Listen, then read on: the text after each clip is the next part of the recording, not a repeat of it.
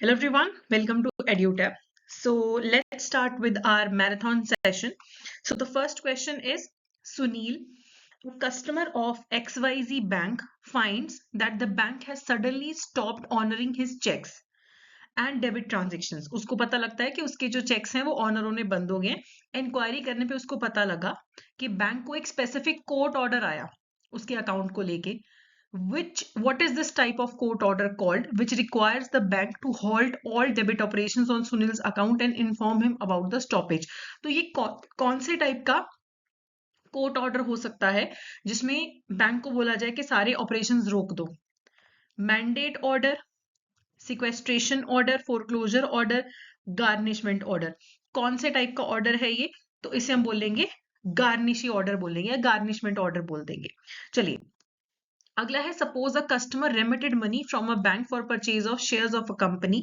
The bank bought shares in parts but before completing the rest of the purchase it failed as the bank stood in the position of a dash, the remitter is entitled to the refund of the unspent amount। अगर आपने bank को पैसे दिए किसी company के shares खरीदने के लिए, लेकिन शेयर्स खरीदने से पहले ही यहाँ पे परचेज खत्म करने से पहले वो फेल हो गया, बैंक फेल हो गया, तो इस केस में बैंक कौन सी पोजीशन में था? बैंक ट्रस्टी की पोजीशन में था। मैंने अगर बैंक को पैसे दिए, उसने मेरे बिहाफ पे पैसे होल्ड कर रखे थे शेयर्स में इन्वेस्ट करने के लिए।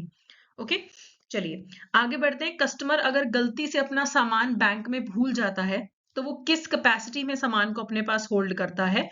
अगेन ट्रस्टी की कैपेसिटी में उसे होल्ड करता है। Okay, next is as per the banking regulation act which of the following is not considered as a bank. किसे हम बैंक नहीं बोलेंगे? निधि मल्टी बेनिफिट सोसाइटी को, कोऑपरेटिव सोसाइटी को, मनी लेंडर को। तो इनमें से किसी को भी हम बैंक की कैटेगरी में नहीं रखेंगे। ओके, कोऑपरेटिव हो, मनी लेंडर हो, साहूकार है, कोई भी बैंक की कैटेगरी में नहीं फॉल करता। नेक्स्ट है, when a customer deposits certain valuables, bonds, securities or other documents with the bank for their safe custody, the bank becomes a trustee, also becomes a what?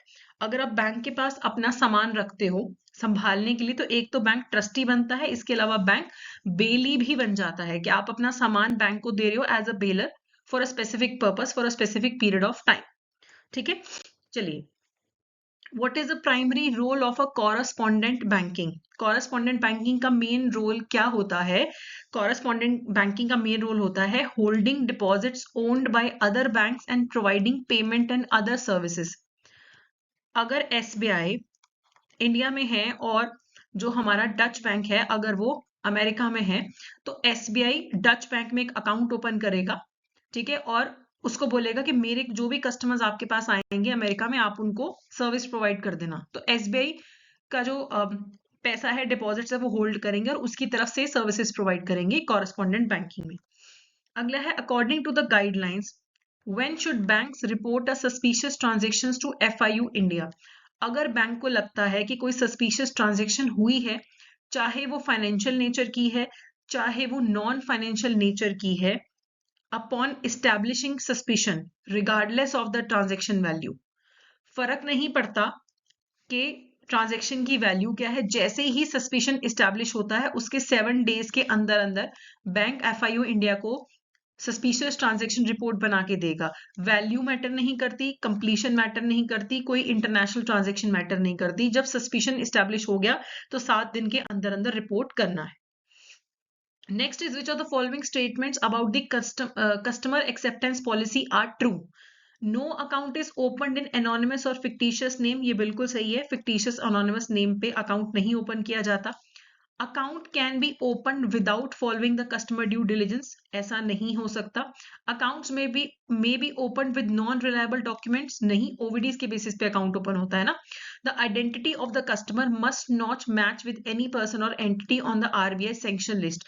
तो जो sanction list होती है उनमें अगर person का नाम है तो उसका अकाउंट नहीं ओपन किया जा सकता।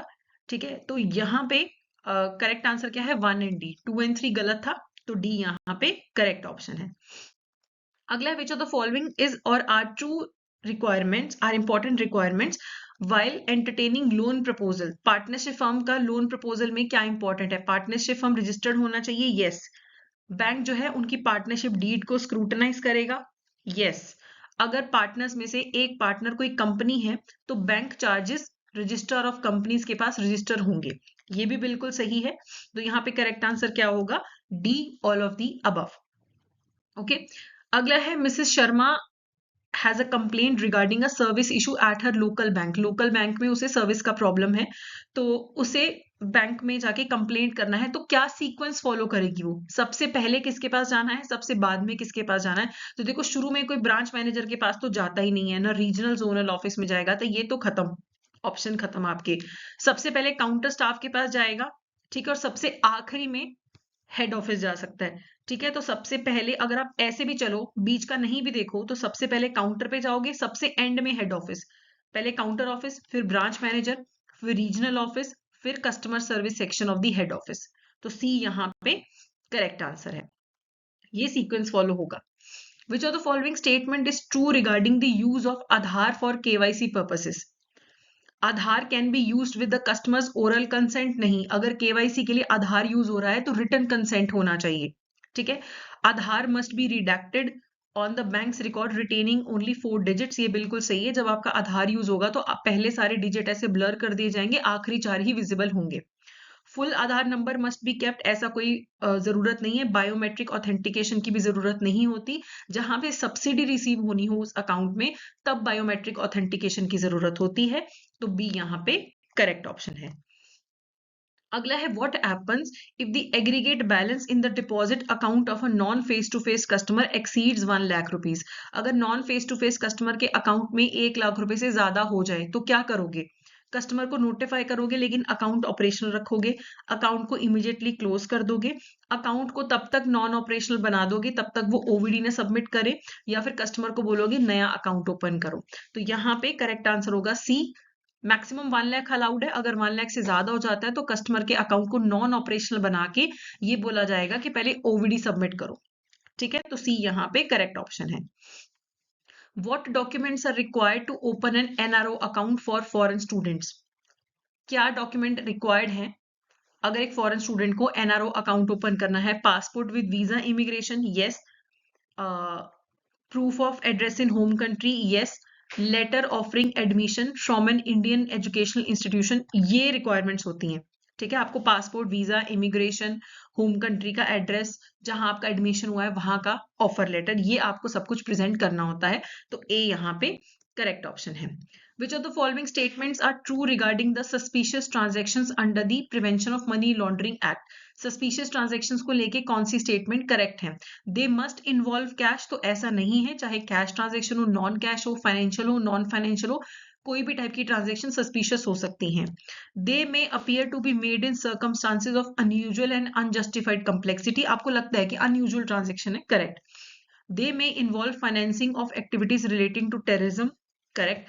They must involve a high value, तो वैल्यू का कोई लेना देना नहीं होता, चाहे 10 रुपए की भी ट्रांजेक्शन हो, चाहे 10 लाख की हो, चाहे 10 करोड़ की हो, सस्पिशन होना चाहिए। ठीक है, तो करेक्ट आंसर क्या है? 2 and 3। Next is what should banks do if a customer provides a current address different from that in the Aadhaar records?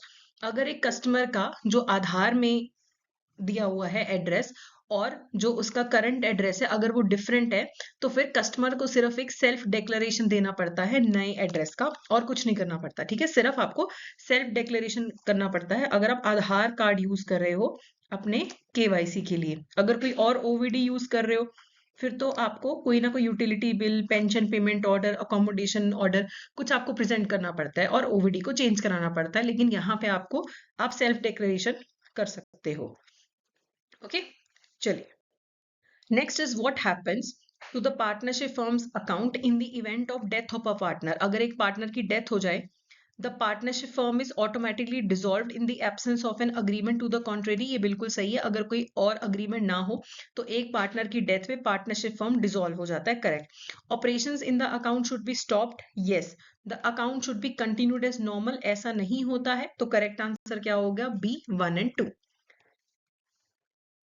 Next is which of the following statements about the savings bank account are true? Savings account के बारे में क्या true है?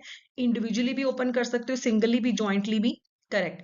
These accounts are also meant for transaction related to business and trading, बिल्कुल नहीं, savings business trading के लिए नहीं होता, सेविंग्स करने के लिए ही होता है।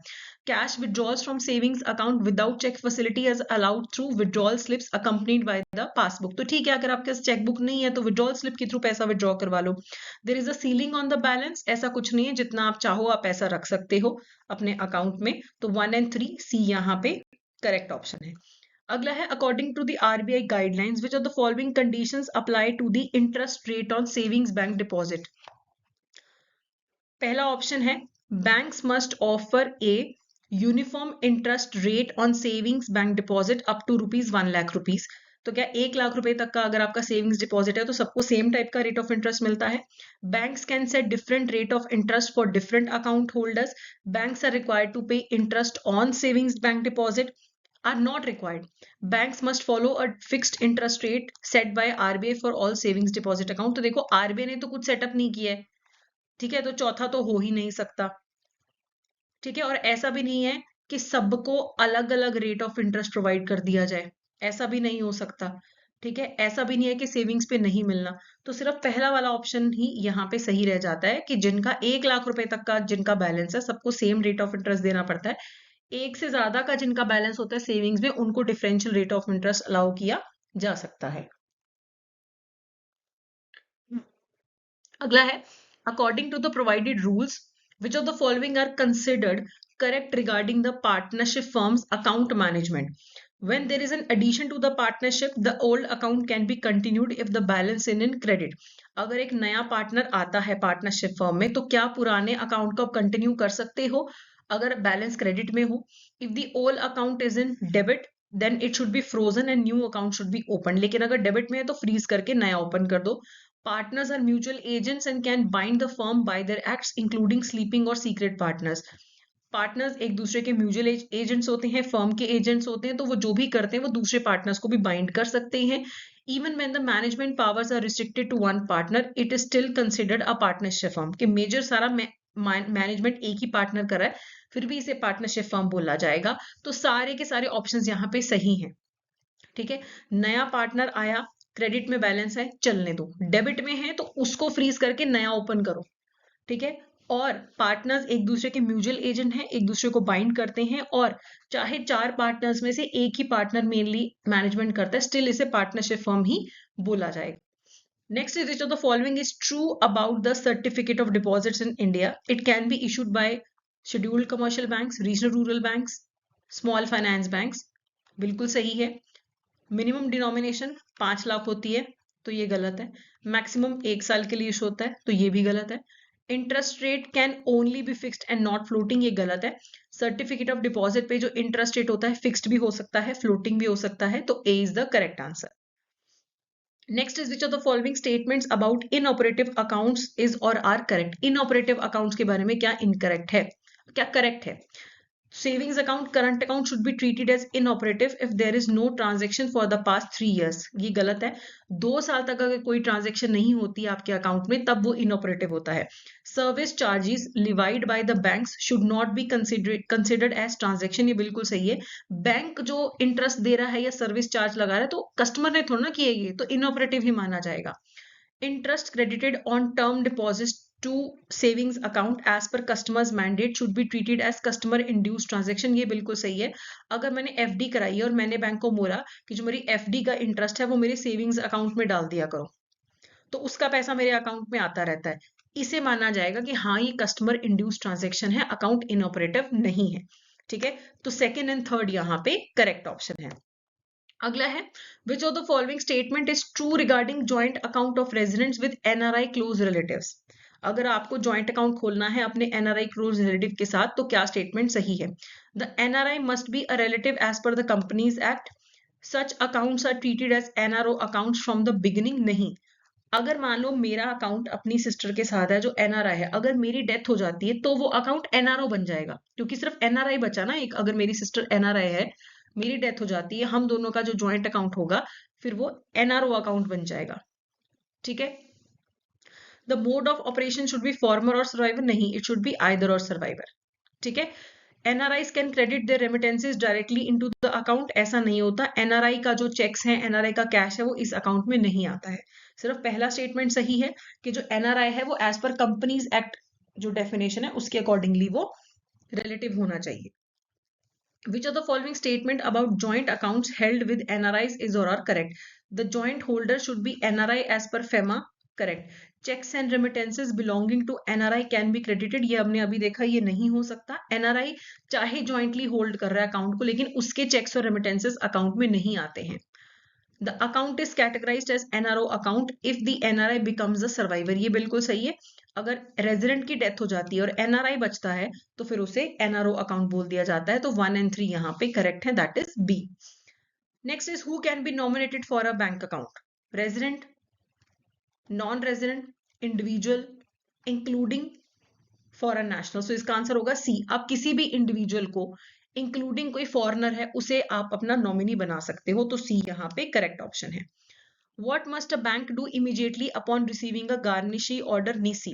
तो देखो, गार्निशमेंट ऑर्डर में पहले कोर्ट ऑर्डर NISI भेजता है, फिर ऑर्डर एब्सोल्यूट भेजता है। तो जब ऑर्डर NISI आता है तो stop payments out of the affected accounts and inform the customer. ठीक है, तो उस टाइम पहले तो स्टॉप पेमेंट कर दो और कस्टमर को इन्फॉर्म कर दो, और जो भी अकाउंट का इंफॉर्मेशन है वो कोर्ट को देना होता है। जो भी इंफॉर्मेशन है कोर्ट को देना है, फिर कोर्ट का ऑर्डर आएगा, फिर उसके बाद ऑर्डर एब्सोल्यूट लग जाएगा। ठीक है, चलिए आगे बढ़ते हैं। Which of the following transaction should not be considered when determining if an account is inoperative? Which of the following transaction should not be considered? Customer induced transaction है, फिर तो इनऑपरेटिव नहीं हुआ। थर्ड पार्टी ट्रांजेक्शन है, फिर भी inoperative नहीं हुआ। बैंक जो सर्विस चार्ज लगाता है ना, सिर्फ मतलब और कोई ट्रांजैक्शन नहीं हो रही है आपके अकाउंट में, सिर्फ बैंक अपने सर्विस चार्ज लगा रहा है, तो ये माना जाएगा कि इनऑपरेटिव है, कस्टमर कुछ नहीं कर रहा। ठीक है, चलिए। Which of the following conditions apply to the handling of a garnishee order by the bank? The bank can transfer the attached amount to a suspense account to prevent any payments by oversight. तो अगर आपके पास garnishment order आया है bank के पास, तो ये कर सकता है बैंक के सस्पेंस अकाउंट में पैसा डाल के रख दे ताकि ये पैसा कहीं यूज ना हो जाए। The garnishee order is the name of an individual. In the name of an individual will not attach the account operated by the customer as an executor or administrator. अगर इंडिविजुअल के नाम पे अगर garnishment order आया है तो इसमें executor और एडमिनिस्ट्रेटर अकाउंट को अटैच नहीं किया जाएगा, ये बिल्कुल सही है। ठीक है, इंडिविजुअल कैपेसिटी में अकाउंट है तो अटैच किया जाएगा। अगर मैं as an trustee, as an executor कोई अकाउंट होल्ड कर रही हूँ तो वो मेरा पैसा नहीं हुआ ना, तो उसे नहीं आप अटैच कर सकते। The personal account of a partner can be attach to the firms debt. अगर पार्टनर का पैसा है तो पार्टनरशिप फर्म की डेट चुकाने के लिए अटैच किया जा सकता है। ठीक है, तो सारे ऑप्शंस करेक्ट थे, D. Which of the following statements about the participants in check truncation system is or are correct? Only member banks of the clearing house can participate in the check truncation system. तो ऐसा नहीं है, member banks, सब member banks वो भी participate कर सकते हैं। सब member banks can participate through members. Indirect members can participate by submitting data and images through a member bank but maintain a separate settlement account.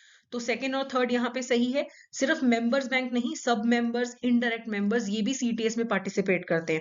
सब मेंबर्स मेंबर्स के through participate करते हैं, इनडायरेक्ट मेंबर्स भी अपना data images एक member को submit करते हैं और फिर आगे उनका क्लियरिंग होता है, लेकिन उनका अकाउंट सेपरेट मेंटेन रखेगा बैंक। ठीक है, एक इनडायरेक्ट मेंबर अपना किसी बैंक को अपना सारा डाटा देगा, बैंक इसका अलग से सेटलमेंट अकाउंट मेंटेन करेगा और क्लियरिंग हाउस के थ्रू सेटलमेंट होगी। Next is which of the following procedures apply to the checking of the cash balance in the bank?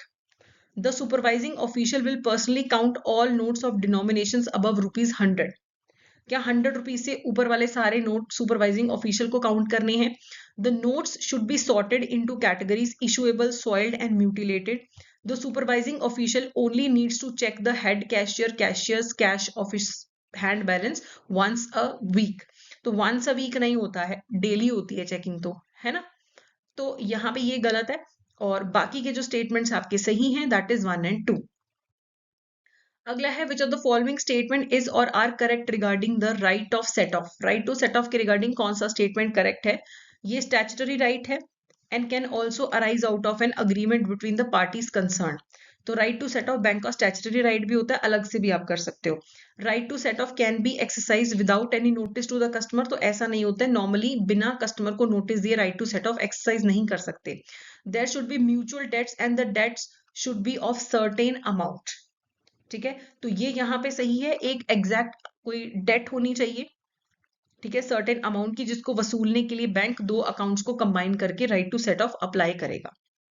Okay, अगला है when is a declaration to the customs authority in currency declaration form required when bringing foreign exchange into India. अगर आप India में foreign currency लेके आते हो और उसका अमाउंट अगर करेंसी नोट्स और ट्रैवलर चेक मिला के देखें, अगर $10,000 से ज्यादा का अमाउंट है तो करेंसी डिक्लेरेशन फॉर्म भरना पड़ता है. अगर सिर्फ करेंसी नोट्स हैं $5,000 से ज्यादा के, फिर भी कस्टमर करेंसी डिक्लेरेशन फॉर्म भरना पड़ता है. अगर करेंसी नोट्स ट्रैवलर चेक दोनों हैं और अमाउंट अगर 10,000 से ज्यादा का है तो करेंसी डिक्लेरेशन फॉर्म भरना पड़ता है कस्टम वालों के पास.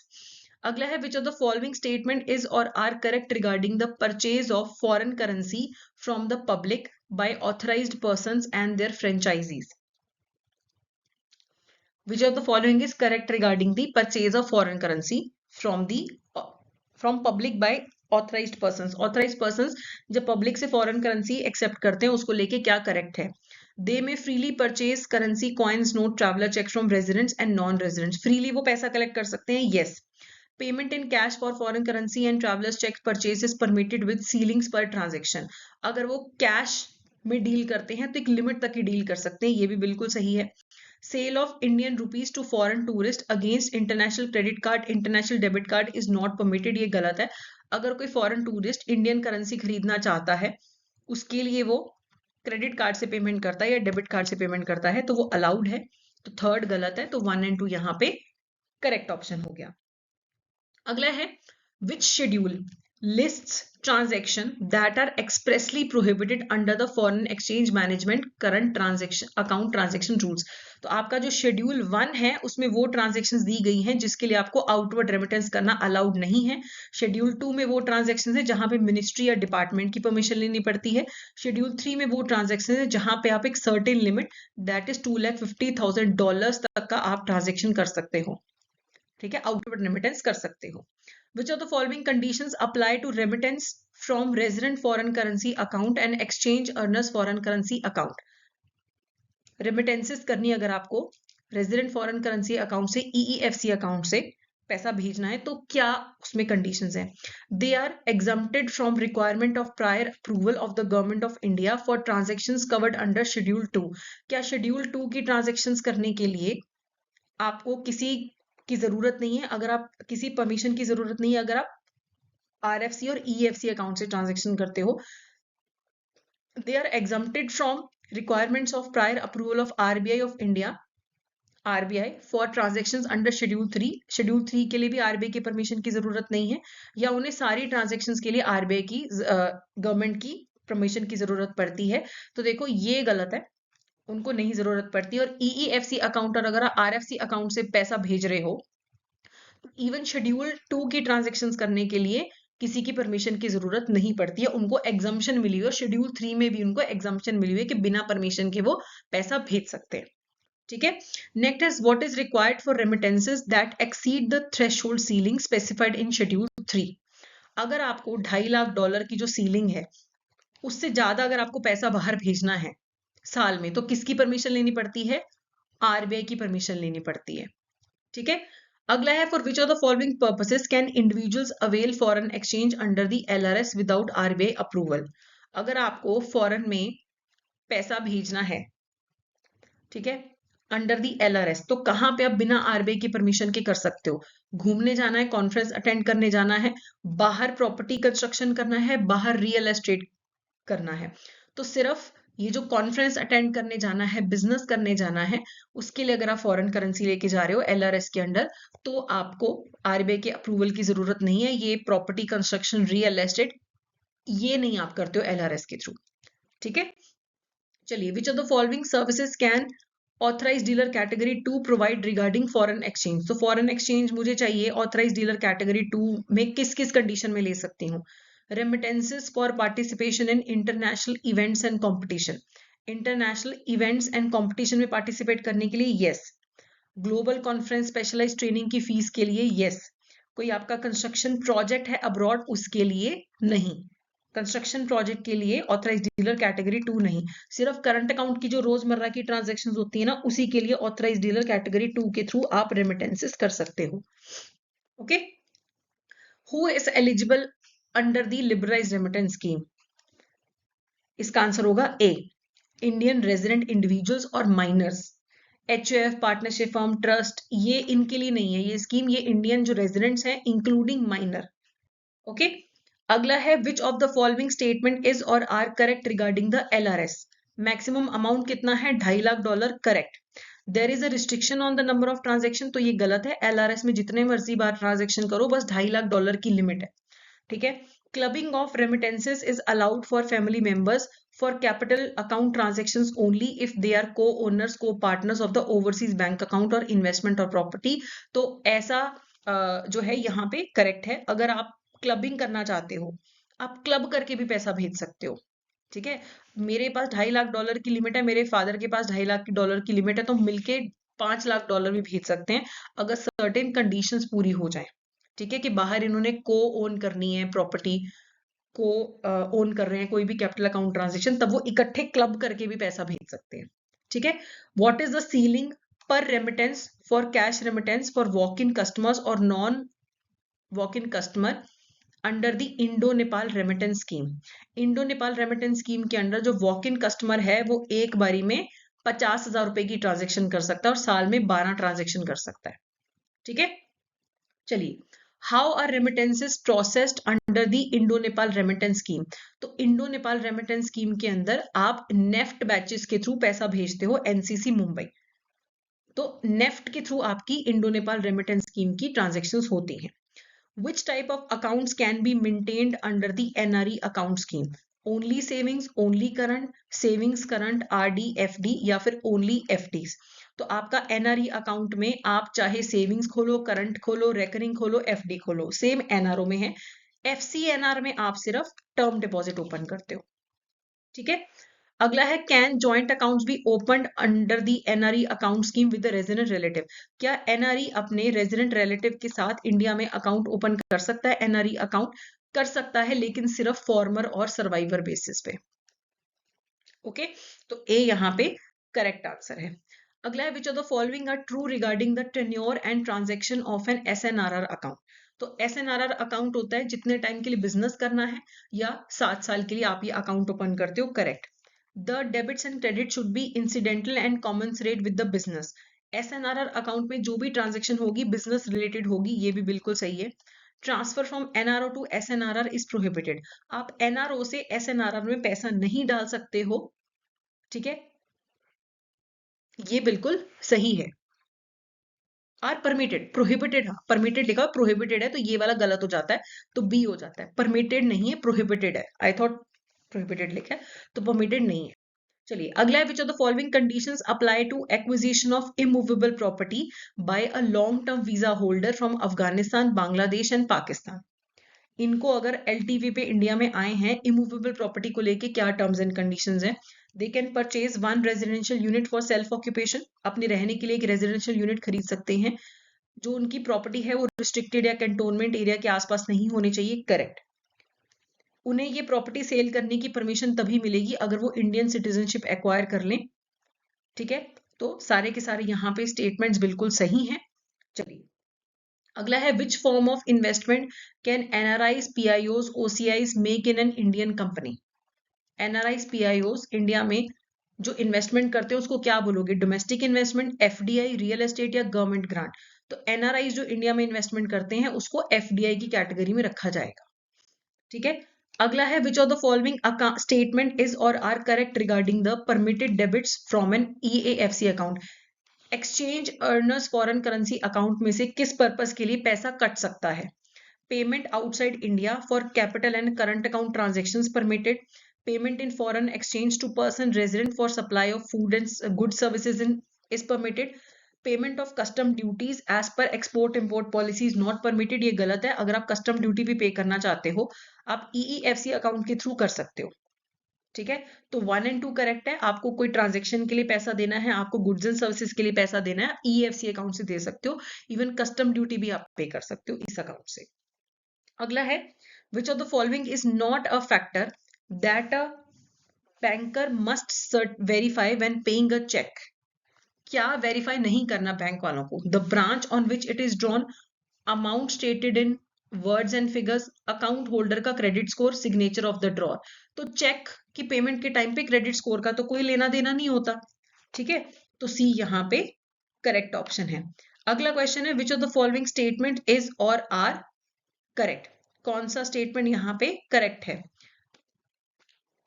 Companies act provides that a company may be formed for any lawful purpose by 7 or more persons for a public company। बिल्कुल सही, कम से कम 7 मेंबर होने चाहिए पब्लिक कंपनी में, और प्राइवेट कंपनी में कम से कम 2 मेंबर होने चाहिए, करेक्ट। और 1 पर्सन कंपनी में एक ही इंसान होता है, तो डी यहाँ पे करेक्ट है।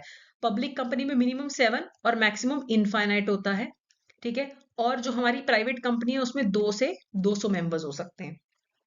ठीक है, चलिए, to whom shall the provision of insolvency and bankruptcy code apply. Insolvency and bankruptcy code जो है वो किस पे अप्लाई होता है? कॉर्पोरेट्स पे होता है, LLPs पे होता है, personal guarantors of corporate debtors पे भी होता है, इंडिविजुअल्स पे, पार्टनरशिप फर्म्स पे भी एप्लीकेबल होता है। तो इंसॉल्वेंसी बैंकरप्सी कोड सारे टाइप की एंटिटीज पे एप्लीकेबल होता है। ठीक है, कॉर्पोरेट्स और LLP के केस में 1 करोड़ से ज्यादा का होना चाहिए डिफॉल्ट, और बाकियों के केस में 1000 रुपए से ज्यादा का अगर डिफॉल्ट है तो IBC अप्लाई होता है। Under the Consumer Protection Act, the Central Consumer Protection Authority is responsible for। CCPA किसके लिए जिम्मेदार होती है? इंटरेस्ट रेट से कोई लेना देना नहीं है, कमर्शियल लेंडिंग से कोई लेना देना नहीं है, अनफेयर ट्रेड प्रैक्टिस ना हो, फॉल्स एडवर्टाइजमेंट ना हो, ये CCPA को देखना है। CCPA को कंज्यूमर के राइट्स को प्रोटेक्ट करना होता है। ओके, अगला है what is the liability limit for customers if an unauthorised electronic banking transaction is reported between 4 to 7 working days after receiving communication.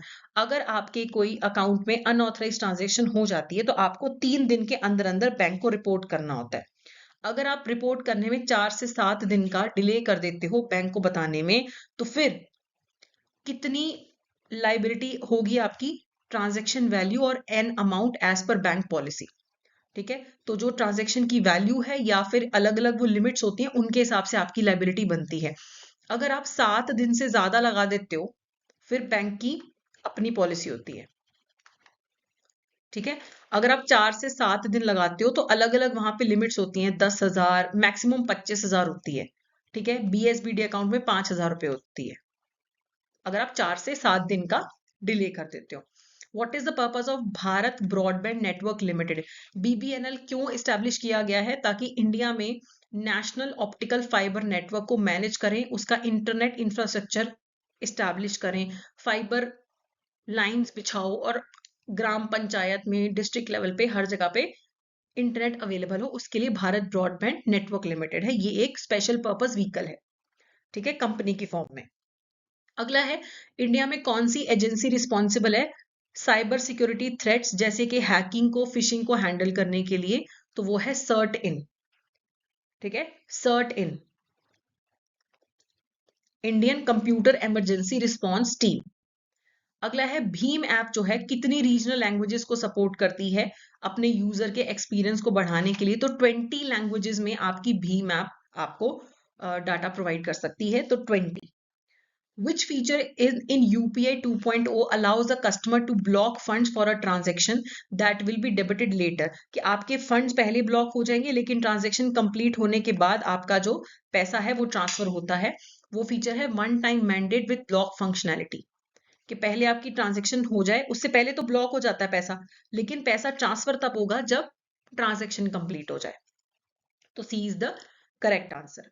अगला है IMPS के अंदर जो आपका IMPS रेफरेंस नंबर होता है, 12 डिजिट का होता है ना IMPS रेफरेंस नंबर। उसका फायदा क्या है? जब मैं कोई ट्रांजेक्शन करती हूँ तो रेफरेंस नंबर से मैं अपनी ट्रांजेक्शन को यूनिकली आइडेंटिफाई कर सकती हूँ कि ये जो मैंने 10,000 की ट्रांजेक्शन करी थी इसका ये नंबर था। अगर कोई कंप्लेंट करनी है तो ट्रांजेक्शन आइडेंटिफाई हो जाती है रेफरेंस नंबर से। ठीक है, चलिए, नेशनल फाइनेंशियल स्विच को अभी NPCI मैनेज करता है, लेकिन ओरिजिनली किसने डेवलप किया था इसको? तो नेशनल फाइनेंशियल स्विच को ओरिजिनली IDRBT ने डेवलप किया था। ठीक है, Indian development and regulatory body for banking and technology. तो ये वाली एक बॉडी थी। एग्जैक्ट जो इसका फुल फॉर्म है IDRBT का, वो है institute for development and research in banking technology. ठीक है, एग्जैक्ट अगर पूछा जाए तो institute for development and research in banking technology इसने डेवलप किया था। ठीक है, बाद में फिर NPCI ने टेक ओवर कर लिया था। विच of the following statements regarding UPI is incorrect? UPI में 2 फैक्टर ऑथेंटिकेशन होता है, करेक्ट। सिंगल एप्लीकेशन में मल्टीपल अकाउंट्स लिंक हो जाते हैं, correct. It can B accessed only through Android, तो ऐसा नहीं है। iOS जो एप्पल वाला है उसमें भी UPI चलता है, तो ये इनकरेक्ट है। तो सी यहाँ पे करेक्ट ऑप्शन है। अगला है who is responsible for carrying out the instruction specified in will? मेरी विल में जो भी मैं लिख के गई हूं उसे कैरी आउट करने की रिस्पॉन्सिबिलिटी एग्जीक्यूटर की होती है, एग्जीक्यूटर ऑफ द विल होता है। अगर मैं बिना विल बनाए मर जाऊं तो कोर्ट किसी एडमिनिस्ट्रेटर को अपॉइंट करता है, लेकिन अगर मैं विल बना के गई हूं तो मैं किसी को एग्जीक्यूटर अपॉइंट करके जाऊंगी। Next is what happens to the balance in a jointly held account without a survivorship clause upon the death of one account holder? अगर अकाउंट है जॉइंटली हेल्ड है लेकिन विदाउट सर्वाइवरशिप क्लॉज है, तो उस case में जहां पे विदाउट सर्वाइवरशिप क्लॉज है तो पैसा जो है पहली तो बात तो ऑपरेशंस को रोक दिया जाएगा और बैलेंस सर्वाइवर को और लीगल एयर को मिलेगा। अगर ए और बी का जॉइंट अकाउंट है विदाउट सर्वाइवरशिप क्लॉज, ए की डेथ होगी तो ए के हिस्से का पैसा उसके लीगल एयर को मिल जाएगा और बी के हिस्से का पैसा सर्वाइवर जो है, बी सर्वाइवर है उसको मिल जाएगा। ठीक है, दोनों में डिवाइड हो जाएगा, ऑपरेशंस रोक दिए जाएंगे। Next is in the event of incapacity, such as insanity or insolvency of a joint account holder, which of the following actions are correct? अगर joint account holders हैं और एक account holder अगर insane या insolvent declare हो जाए तो क्या होगा? The check signed by the incapacitated person should not be paid after notice. बिल्कुल सही है। अगर A, B, C तीनों का joint account है, अगर A insolvent declare हो जाता है तो इसके द्वारा साइन किए गए जो चेक्स होंगे वो पे नहीं किए जाएंगे। Account should be closed immediately, तो ऐसा कुछ नहीं है। Further operations can only proceed after fresh instructions, तो बाकी जो बी और सी बचे इनको फ्रेश इंस्ट्रक्शंस देनी पड़ेंगी, तो ये बिल्कुल करेक्ट है। So C 1 and 3 is the correct answer. Second जो है बीच में ऑप्शन गलत है। नेक्स्ट इज जो the following statement is incorrect regarding power of attorney? Power of attorney के रिगार्डिंग कौन सी स्टेटमेंट इनकरेक्ट है? इसकी स्टैंपिंग जरूरी होती है, yes. The principal can revoke power of attorney at any time, yes, power of attorney को कभी भी रिवोक किया जा सकता है। General power of attorney is issued for a specific purpose, ऐसा नहीं है। जो स्पेसिफिक पावर ऑफ अटर्नी होती है वो स्पेसिफिक पर्पस के लिए होती है, लिमिटेड पावर ऑफ अटर्नी, लेकिन जनरल पावर ऑफ अटर्नी में स्पेसिफिक नहीं एक्सटेंसिव पावर्स होती हैं। ठीक है, power of attorney stands revoked by the insolvency of the principal, तो जो प्रिंसिपल है जिसने पावर ऑफ अटर्नी दी है अगर वो इंसॉल्वेंट हो जाए तो पावर ऑफ अटर्नी भी वहां पे रिवोक हो जाती है। तो यहाँ पे इनकरेक्ट पूछा था तो सी इनकरेक्ट है। Next is which of the following firms or companies are eligible to open a diamond dollar account? पिछले 2 साल का ट्रैक रिकॉर्ड हो एक्सपोर्ट और इंपोर्ट का डायमंड का। The company dealing in rough diamonds with an average annual turnover of rupees 3 crore during the preceding 3 licensing years.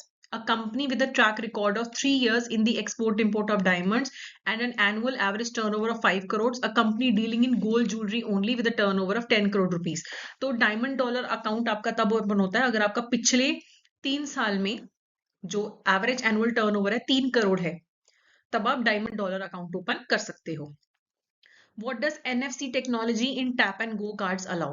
Tap and go cards में क्या होता है? Transactions over long distance, card transactions without entering pin, wireless transactions over short distance of 10 centimetre, ये होता है आपका। जो आप टैप एंड गो में क्या होता है कि 10 सेंटीमीटर की दूरी तक भी आपको हल्का सा टैप करना है या पास भी लेके जाते हो मशीन के तो ट्रांजेक्शन हो जाती है, स्वाइप करने की जरूरत नहीं है। ये मेन फीचर होता है NFC टैप एंड गो का। अगला है what is the nominal charge or fee? There is a nominal charge or fee of rupees dash for registering a case with the RBI ombudsman. RBI ombudsman के पास अगर आपको case file करना है तो कितनी फीस लगती है? कोई चार्ज नहीं लगता है, जीरो। ठीक है, RBI ombudsman स्कीम के अंदर। Next is consider the following statements regarding Bhim, that is Bharat interface for money. It is a mobile payment application based on NPCI UPI पे बेस्ड है, भीम करेक्ट है। अभी जो कैप है 20,000 से बढ़ा के 1 लाख कर दिया गया था, करेक्ट है। अगर आप अपना हैंडसेट चेंज करते हो, मोबाइल चेंज करते हो, तो क्या ऑथेंटिकेशन की जरूरत नहीं पड़ती? पड़ती है। हैंडसेट चेंज करोगे, यूपीआई नई ऐप नए फोन में भरोगे तो ऑथेंटिकेशन दोबारा करनी पड़ेगी, तो ये गलत हो गया। Resetting UPI pin requires debit card details and OTP SMS to authenticate. अगर आपको यूपीआई पिन चेंज करना है तो आपको फिर ऑथेंटिकेशन दोबारा करनी पड़ती है, तो ये करेक्ट है। तो थर्ड ही इनकरेक्ट था, तो 1, 2 and 4। With respect to ethical behavior at individual level, which of the following correctly describe norm? Norm का क्या मतलब होता है? नॉर्म का मतलब होता है कि हमसे जो एक्सपेक्टेड प्रॉपर बिहेवियर होता है, रिक्वायरमेंट नहीं होती कोई भी। नॉर्म एक्सपेक्टेशन होती है हमसे, ठीक है, एक्सपेक्टेशन होती है कि हम ऐसा प्रॉपर बिहेव करें, ये कोई रिक्वायरमेंट नहीं होती है बिहेवियर की। तो सी यहाँ पे करेक्ट ऑप्शन है। अगला है Ram Sharma is a branch manager of a nationalised bank. He is taking services of an insurance agent Raghavan as a business correspondent. What precautions should be taken to mitigate the risk associated with these services? अगर आप किसी को business correspondent बनाते हो तो आपको क्या precautions लेने चाहिए? All agreements with the customers to clearly specify the bank is responsible to the customer. Clearly specify किया जाए कि बैंक ही responsible है. Suitable limits on cash holding. Individual customer payment, तो बिजनेस कॉरेस्पॉन्डेंट कितने कैश के साथ डील कर सकता है उस पर आप लिमिट लगा सकते हो। बिजनेस कंटिन्यूटी प्लान होना चाहिए अनइंटरप्टेड सर्विस के लिए। अगर किसी कारण से बिजनेस कॉरेस्पॉन्डेंट नहीं अवेलेबल है, टर्मिनेट कर दिया जाता है, तो काम नहीं रुकना चाहिए। तो ये सारी प्रिकॉशंस लेनी चाहिए अगर आप किसी बिजनेस कॉरेस्पॉन्डेंट को हायर करते हो, ठीक है। अगला, which of the following regulated entities are not covered under the integrated ombudsman scheme? इसमें से क्या इंटीग्रेटेड ऑम्बर्ड्समैन स्कीम के अंडर कवर नहीं होता? Payment bank, local area banks, credit information companies, infrastructure debt fund, NBFCs। तो जो infrastructure debt fund वाली NBFCs होती हैं, ये स्कीम के अंडर कवर नहीं होती हैं, ओके। अगला है मॉनिटरिंग ऑफ प्रधानमंत्री मुद्रा योजना progress at the state level will be done through which of the following entities? तो प्रधानमंत्री मुद्रा योजना जो है स्टेट लेवल पे उसकी प्रोग्रेस को कौन मॉनिटर करता है? स्टेट लेवल की बैंकर्स कमेटी, तो डी यहाँ पे करेक्ट आंसर है। अगला है प्रवेश एक क्रेडिट ऑफिसर है बैंक में। सो while doing appraisal of a term loan proposal, found that in the initial years debt service coverage ratio is less than 1.50. What can be done to provide a relief to the company in these initial years? Ratio 1.50 से कम है तो क्या किया जाना चाहिए? The instalments at the beginning can be kept lesser, shorter repayment period can be considered, neither A or B. तो देखो, अगर किसी की debt to service coverage ratio low चल रही है, उसकी जो रीपेमेंट कैपेसिटी है इसका मतलब कम है, अभी उसकी रीपेमेंट करने की कैपेसिटी थोड़ी सी कम है, तो शुरू में उस पर बर्डन कम रख दो, है ना। तो ए यहाँ पे करेक्ट आंसर है। Which of the following statements are correct? A bank pays very low or no interest for deposit in savings account where the deposit in the current account receives slightly higher. ये तो गलत है, current account पे तो interest मिलता ही नहीं है, savings पे मिलता है, यहाँ उल्टा लिखा हुआ है। CASA is the cheapest and the major source of funds for the bank. जब आप बैंक में करंट अकाउंट या सेविंग्स अकाउंट ओपन करते हो, आप बैंक को पैसा देते हो बहुत ही चीप में, आपको बैंक 2-4% इंटरेस्ट देता है और खुद वो पैसा कितने ज्यादा रेट्स पे आगे लोन पे देता है। री investment deposit accounts help you earn interest on interest, ये बिल्कुल सही है। अगर आपकी FD का जो इंटरेस्ट है आप लेते नहीं हो, आप बोलते हो उसको दोबारा से FD में ही ऐड कर दो, तो आप इंटरेस्ट पे इंटरेस्ट अर्न करते हो। हाइब्रिड डिपॉजिट जो फ्लेक्सी डिपॉजिट होते हैं उसमें डिमांड और टर्म डिपॉजिट दोनों की फीचर्स होते हैं, correct. The rate of interest allowed on RD is lower than that on a savings bank account, ये तो गलत है। RD में आपको ज्यादा इंटरेस्ट मिलता है, सेविंग्स में आपको कम इंटरेस्ट मिलता है। तो आपकी कौन सी स्टेटमेंट गलत है? पहली गलत है और पांचवी गलत है, तो ऑल एक्सेप्ट 1 and 5। चलिए, which of the following is or are disadvantages of lease financing to the lessor? Lessor जो लीज पे देता है उसको क्या डिसएडवांटेज है? Lessor gets a fixed amount of lease rental every year and they can not increase this even if the cost of asset goes up. Sales tax may be charged twice, first at the time of purchase of the asset and second eight the time of leasing the asset, के 2 बार sales tax पे करना पड़ता है। Finance lease is non-cancelable, and even if a company does not want to use the asset, the lessor is required to pay the lease rentals. तो A और B है इसके अंदर, ठीक है। एसेट का प्राइस बढ़ भी जाए, लीज तो उतनी गिरेगी ना, रेंट थोड़ा ना पैसे हर टाइम बढ़ाते रहोगे, ठीक है। और ये भी डिसएडवांटेज होता है कि 2 बार सेल्स टैक्स पे करना पड़े, एक एसेट खरीदते समय और एक लीजिंग करते समय, ठीक है, चलिए, तो ये डिसएडवांटेज होता है लेसर को, जो लीज पे दे रहा होता है। अगला है, consider the following relation of different persons with ABC bank. Gopal is entering in an account based relationship with the ABC Bank. Madhav is the beneficial owner of a legal entity. Lakshman is the authorized signatory. Lucky is a power of attorney holder.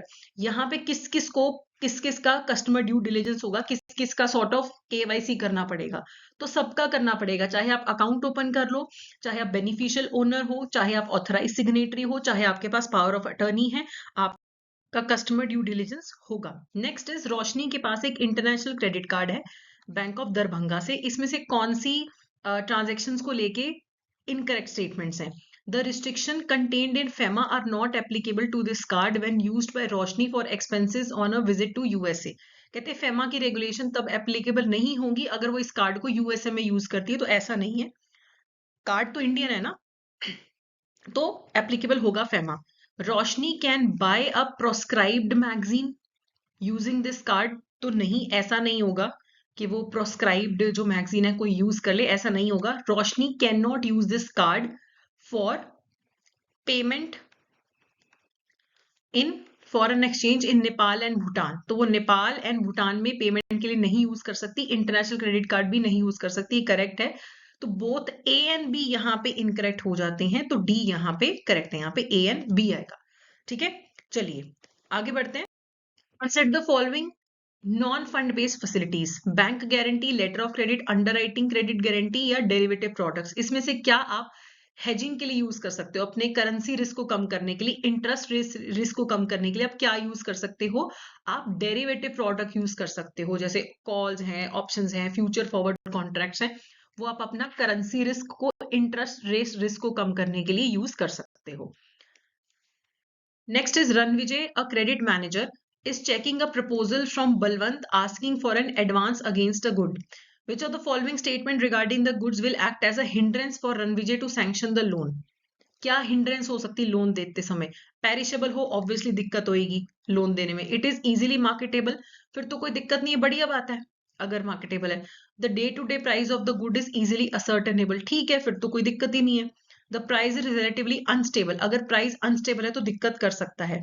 It is the sole property of Balwant, a person living in Banaras, तो ये तो कोई दिक्कत वाली बात ही नहीं है ना, तो दिक्कत वाली बात है 1 and 4. ठीक है, क्योंकि प्राइस स्टेबल होना चाहिए और ज्यादा फ्लक्चुएट नहीं होना चाहिए, पेरिशेबल चीज होगी, उसके अगेंस्ट बैंक क्यों लोन देगा? Next is dash is the investigation and prosecuting authority for money laundering crime. तो मनी लॉन्ड्रिंग क्राइम में इन्वेस्टिगेशन और प्रोसिक्यूट करने की अथॉरिटी किसके पास होती है? एनफोर्समेंट डायरेक्टरेट, ईडी के पास. ठीक है, चलिए next is consider the following statements regarding legal services authorities act 1987 for banks and financial institutions for loans up to rupees 20 lakh rupees. This channel can be availed. Correct. 20 lakh रुपए से ज्यादा का अगर आपका से तक का अगर आपका लोन है 20 लाख तक का, तो लीगल सर्विस अथॉरिटीज एक्ट के थ्रू आप लोक अदालत को अप्रोच कर सकते हो. This approach followed by Lok Adalat is of resolving the mutual discussion without mediation, नहीं विद मीडिएशन आप सॉल्व करते हो. ठीक है, Lok Adalat are not guided by legal principles, ऐसा कुछ नहीं है, लीगल प्रिंसिपल्स लोक अदालत भी फॉलो करते हैं. तो थर्ड और फोर्थ जो है आपका इनकरेक्ट है, that is B is the correct option. Next is Lovely Hulong, a bank trainer for 25 years, explains bank guarantee to newly recruited officers in a bank. Which of the following statements regarding bank guarantee cannot be expected from Lovely Huilong? अगर कोई bank guarantee समझा रहा है तो इनमें से क्या वो नहीं बोलेगा? A bank guarantee is a bilateral contract between principal, debtor and the creditor. क्या बैंक गारंटी डेटर और क्रेडिटर के बीच में एक बायलेटरल कॉन्ट्रैक्ट है? A bilateral guarantee is a trilateral contract between the principal, debtor, creditor and the surety. It is a guarantee given by a bank to a third person to pay him a certain sum on behalf of the bank's customers on the customer failing to fulfill any contractual or legal obligation towards the third person. तो पहला statement incorrect है क्योंकि दो लोगों के बीच में नहीं होता, ट्राइलेटरल अग्रीमेंट होता है. गारंटी में 3 पार्टीज होती हैं, डेटर, क्रेडिटर और श्योरिटी, 2 पार्टीज नहीं होती हैं, तो पहली स्टेटमेंट इनकरेक्ट है. Next is prudent bank wants to lend to an NBFC as it has some surplus funds.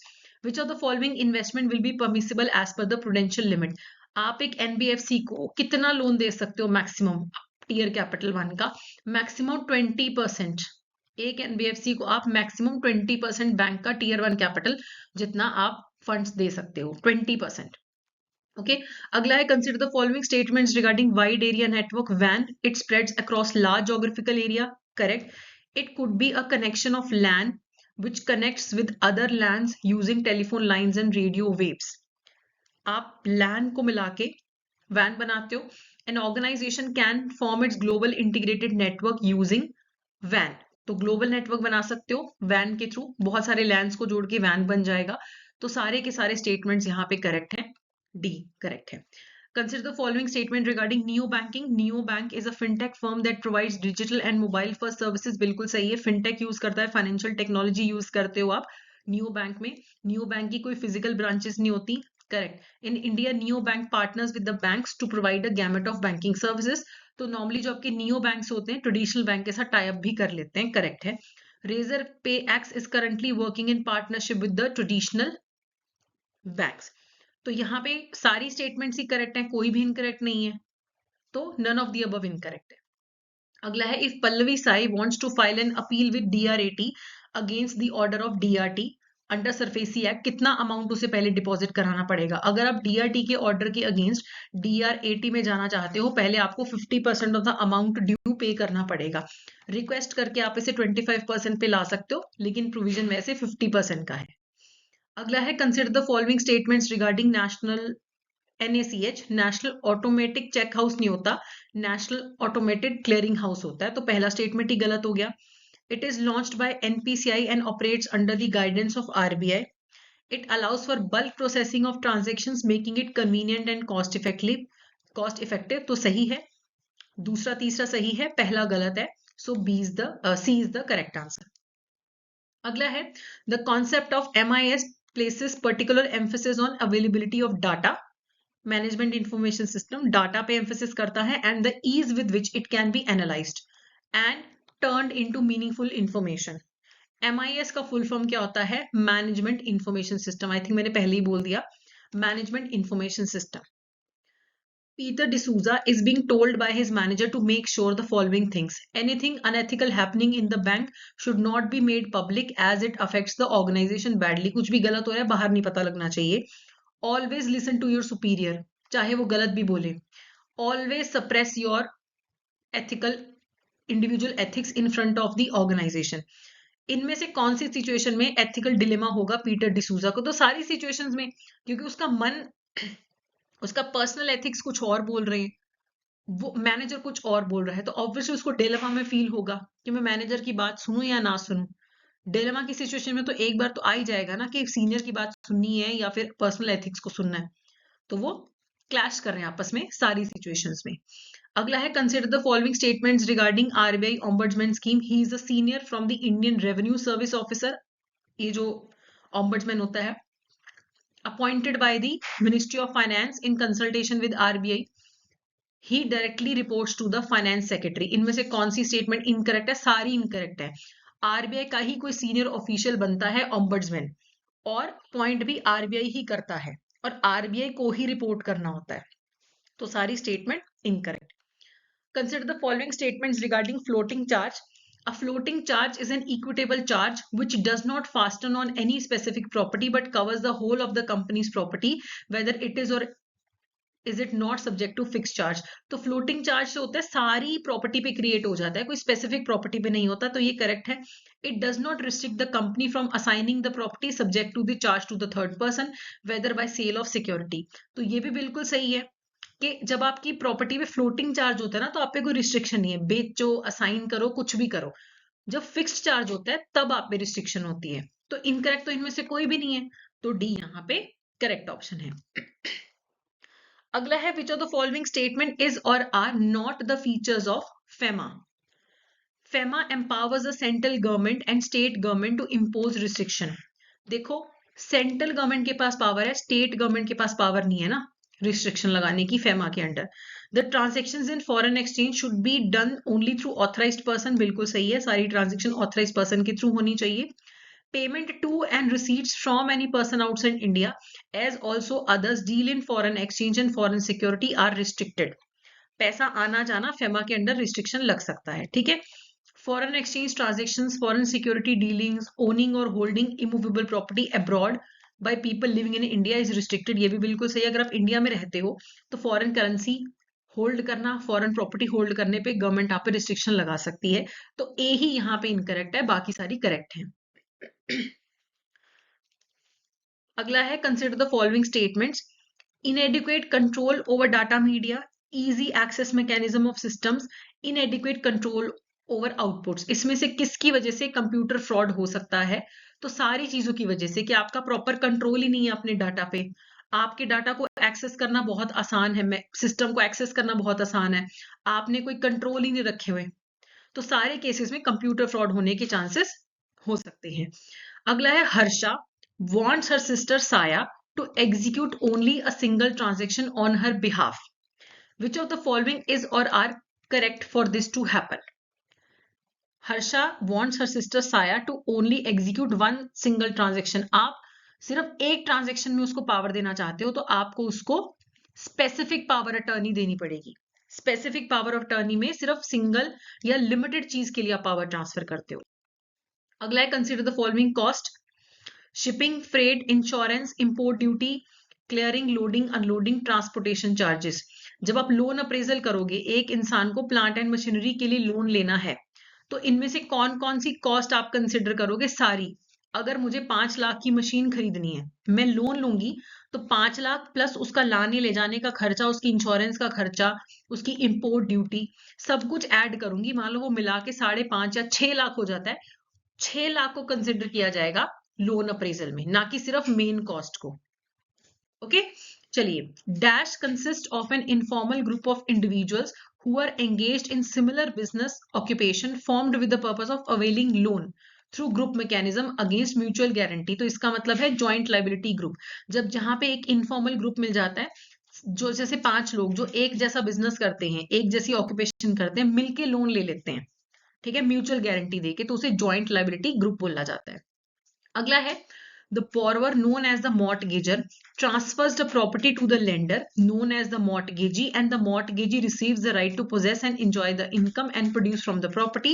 What type of mortgage is being talked about? अगर आप ऐसी मॉर्टगेज क्रिएट करते हो जिसमें आप अपनी प्रॉपर्टी से जो भी इनकम या प्रॉफिट जनरेट हो रहा है आप मॉर्टगेजी को दे देते हो, तो वो होती है यूजुफ्रैक्चरी मॉर्टगेज, कि मेरा घर मैंने गिरवी रखा, उस घर से जो इनकम रेंट आ रहा है वो भी बैंक के पास जाएगा। ओके, चलिए। अगला है consider the following statements regarding the प्रधानमंत्री सुरक्षा बीमा योजना।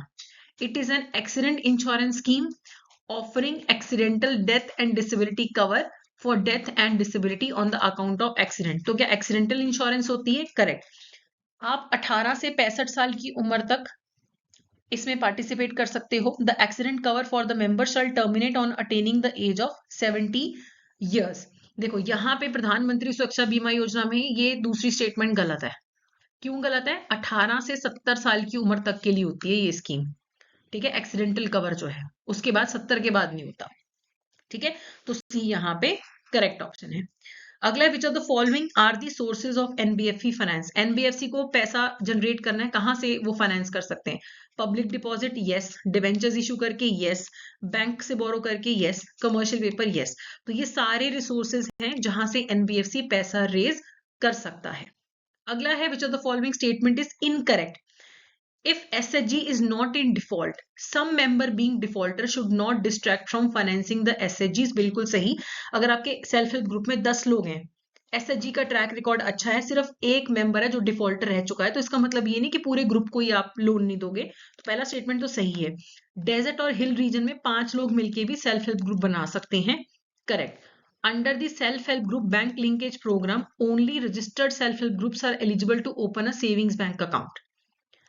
तो ऐसा कुछ नहीं है, इवन अगर आप अनरजिस्टर्ड हो तो भी आप सेविंग्स अकाउंट ओपन कर सकते हो। तो सी यहाँ पे इनकरेक्ट है। Okay, last question for the day is which of the following are covered under the priority sector lending for agriculture. Food processing, sericulture, harvesting, grading, ये सभी के लिए अगर आप बैंक से लोन लेते हो तो आप प्रायोरिटी सेक्टर के अंडर कवर होते हो।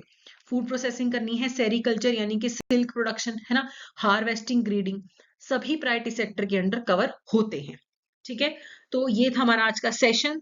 तो hopefully the questions will be useful to you and all the best. Hopefully every one of you will be clearing the examination. So all the best from my side. So that's it for today.